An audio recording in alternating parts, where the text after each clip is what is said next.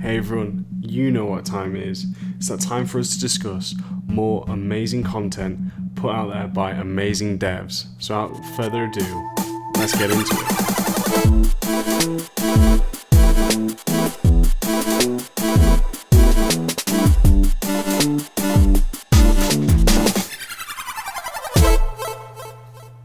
Hey everyone, I hope you're well, playing and are making the games that you all love. You're joining me, your host, Max Pears, and thank you all very much for joining me. And you know what time it is. It's the start of every month in which we go through amazing work by other amazing and creative people who have come up with some great tips for us to all learn from. As I've said many times before, I do not know it all, and because we have such a wealth of knowledge and so many amazing people who are very very smart, we go through some of the stuff that I found on the internet that I recommend for you all amazing gurus to check out. So we're going to go through a few things. Now I want to apologize if I sound a little bit off. It's because right now I'm recording this, I'm pretty ill.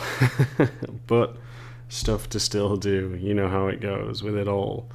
So yeah, but I will get better soon. I'm going to go straight to bed after finishing this one and get rested on up. So I hope everyone is feeling way better than I am, because not the best. But without me complaining about my poor health, let's actually talk about some great stuff out there. Now the first one we're going to be talking about, just before we get into this, all of these will be linked in the description down below. So if you want to get to them, that's the easiest and quickest way to access them for all of you peeps.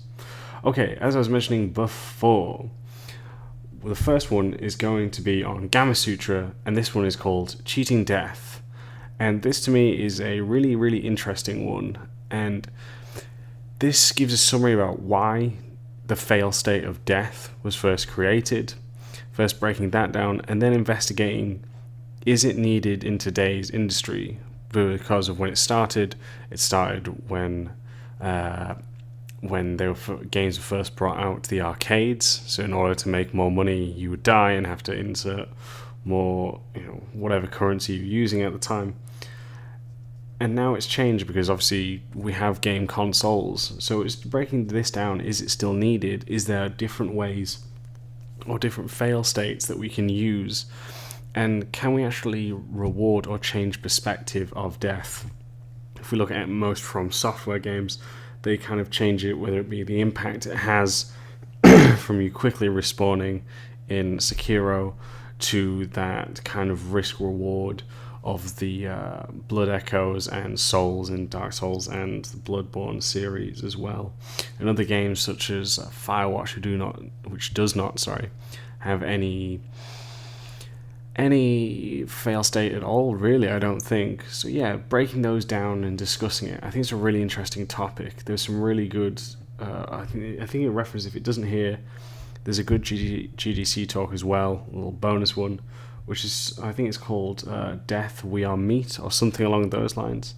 And again, just showing and talking about different ways that we can have impact on using different fail states. And I think that one is a great one. It's a great question to be asking overall. And as I said, we can all learn from this, and maybe when you're creating your games, you can think of a different kind of state that maybe you can use in order to spice up the recipe. Can we figure out something else? So I think it's a very, very good one to start off with, and also to think about. It's an overall big question for us all to figure out, because we're just so used to doing it because it is the norm within the industry.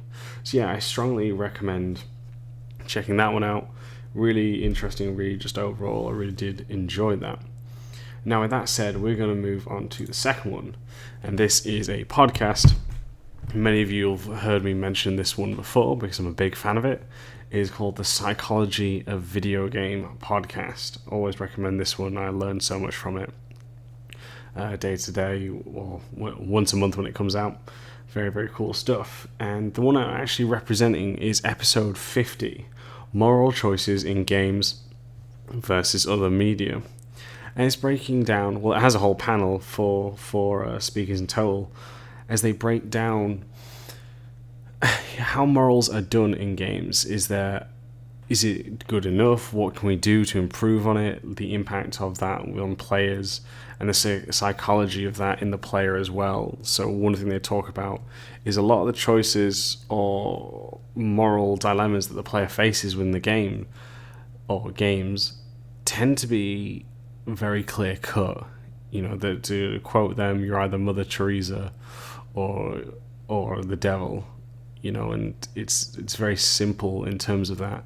But other games obviously have been progressing with that, such as Life is Strange, Witcher series as well, and making us think a bit more.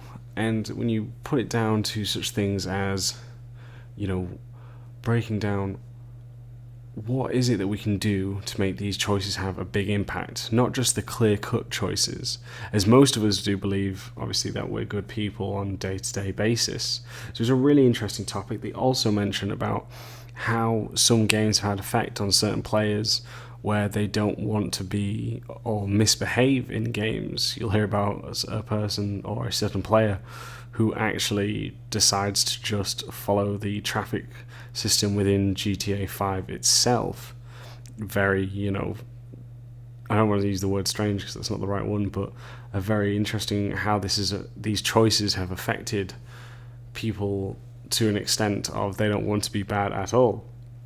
So yeah, I think that's always an interesting one overall, and I think it's got a great panel of talkers and speakers on there, and I think it is very much worth checking out there. It's, like I said, a good one overall, and one that I recommend to all of you peeps. I do enjoy that podcast overall, Psychology of Video Game podcast. It's a strong one, and one that I'm a constant listener and fan of. Love games? Love game design? We do too. So why not help us here at Level Design Lobby spread the word? With Patreon, from as little as $1 per month, you can do just that. And new for 2019, we have more reward tiers and even more awesome perks on offer, such as access to our community Discord, level design weekends, exclusive talks by professional designers, one-on-one sessions, and much more. Sound interesting? Then head on over to patreon.com/level design lobby for more information and to pledge your support today. As always, we'd like to say a massive thank you to all the game gurus who've backed us so far. It's thanks to your generous support that we can continue to grow, pursue new opportunities, and bring you new, awesome, and exciting content. So thank you. And now back to our regularly scheduled program. Now we're going to get into numero 3. So this one is a shameless plug for me. I've just released my new article on nextleveldesign.org, and this is the second part of my mini-series, which is Level Design for Combat, in which I'm breaking down now the next phase. For you who may not have read the first, I'm talking about the early planning stages before you actually get in and make your level. Now, what we've done is talked about the actual pre-production of that. So we're discussing such things as 2D maps, how do you create them, what's the best way to create them, and then taking a deep dive into a combat scenario that I've set up in my personal time and breaking that down and why I believe that is a good combat space. I've really enjoyed it. I think it's a good, a good solid read, and I'll be looking forward to this, to this series coming to the conclusion in part 3, which will be exciting times for this overall.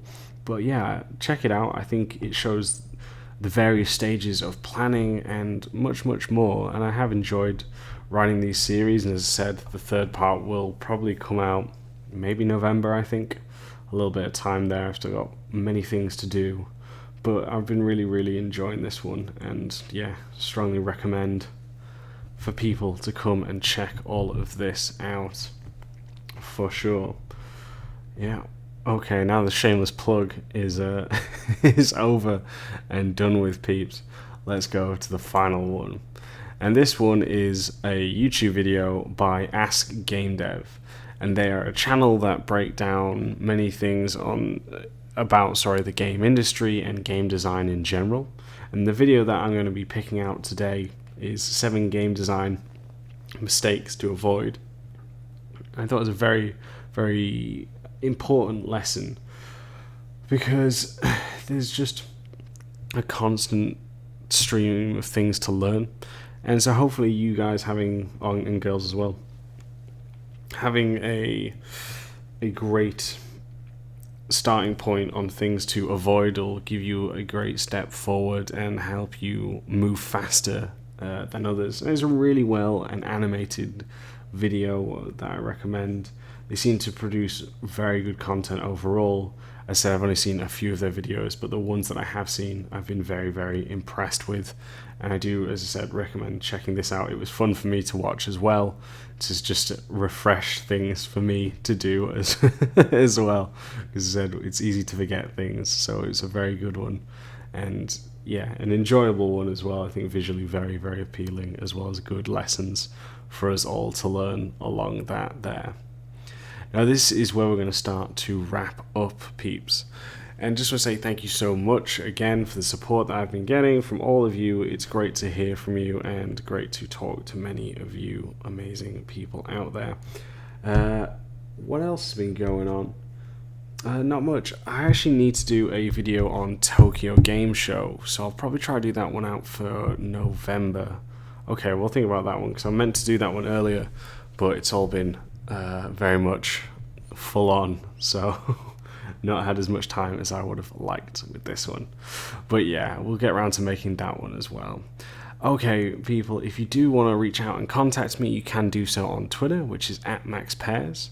You can email into the show, which is leveldesignlobby@gmail.com. And if you do want to support the show and make sure that we keep getting better and better, then you can do so patreon.com/leveldesignlobby. All of that will be linked in the description down below, so that way you don't miss a thing. Alright everyone, take care, take it easy, and I'll catch you all next time.